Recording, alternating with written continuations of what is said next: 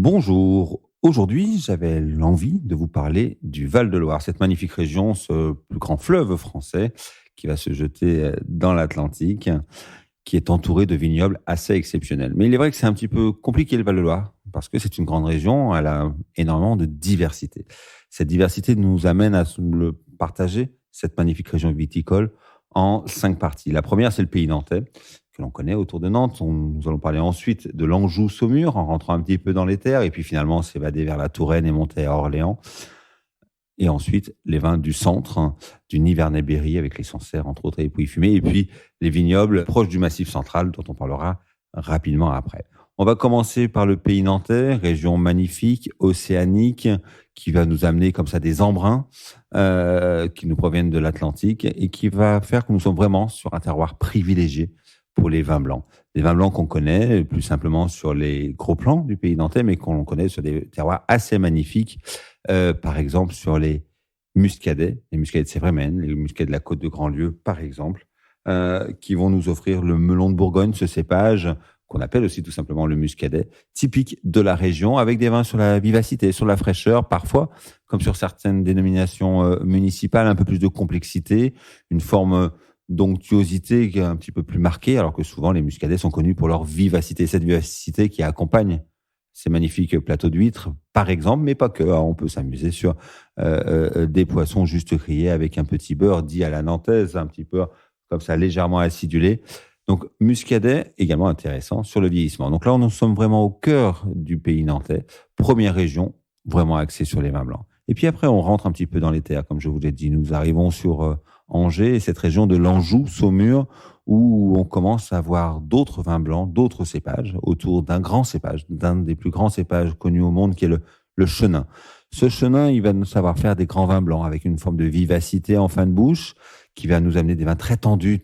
Les amateurs de vins blancs aiment beaucoup ce type de vin et en même temps beaucoup de complexité au nez avec de grands potentiels de vieillissement.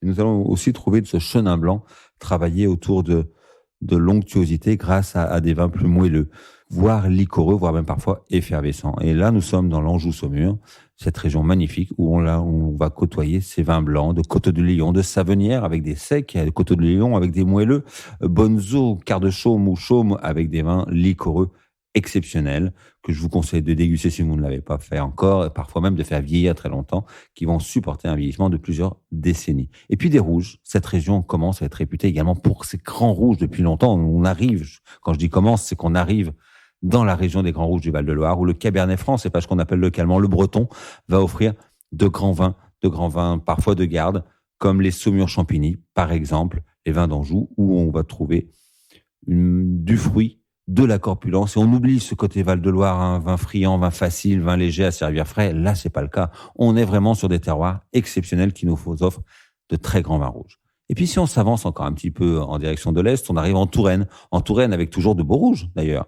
Toujours sur le même cépage dominant, le Cabernet Franc, accompagné parfois un petit peu de Cabernet Sauvignon, mais on va trouver en Touraine également du Côte, d'autres raisins rouges, mais on a de très belles appellations sur les rouges, comme à Bourgueil, comme à Chinon, par exemple, ou à Saint-Nicolas de Bourgueil. Et puis le blanc, toujours sur le chenin, comme à Vouvray, magnifique appellation Vouvray, des rapports qualité-prix assez exceptionnels d'ailleurs. Comme à Montlouis, juste de l'autre côté de la Loire, au sud de la Loire, Vouvray est au nord de la Loire, pareil, où on ne cultive à Vouvray et à Montlouis que des raisins blancs de chenin, qu'ils soient secs, moelleux, liquoreux ou même effervescents.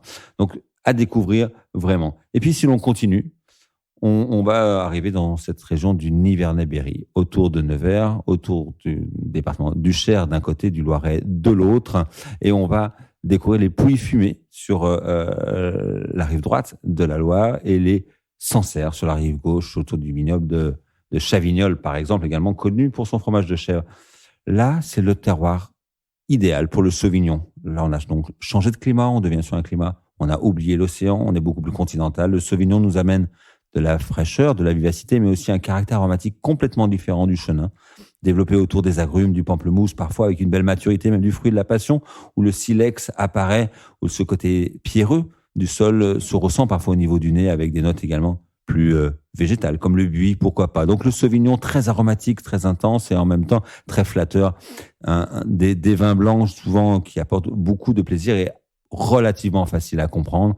Les grands Sancerre, les grands Pouilly-Fumé, peut faire partie des grands vins de France avec une expression aromatique toujours très flatteuse. Et puis après, quelques vins à découvrir. Je vous conseille d'aller voir également ces vins aux sources de la Loire. Là, on est dans le Massif central où on va découvrir les vins du Forez, les vins de Saint-Pourçain, par exemple, ou des Côtes rouennaises, avec des appellations que l'on ne connaissait pas il y a 10, 20 ou 30 ans. Les cépages Gamay, par exemple, font de très belles choses. Le Tressaillé ou le Chardonnay également, sur d'autres appellations comme à Saint-Pourçain. Donc, allez découvrir également ces vins. Vous voyez, le Val-de-Loire, c'est grand, c'est divers, c'est différent. Climat, du plus océanique au plus continental, donc différents cépages, du melon de Bourgogne en passant par le chenin et en finissant par, entre autres, le Sauvignon pour les blancs. Et puis pour les rouges, le Cabernet Franc, grand cépage au cœur du vignoble, et puis entouré à droite à gauche du Gamay, du Côte. Une région magnifique à découvrir. Merci à vous et à bientôt.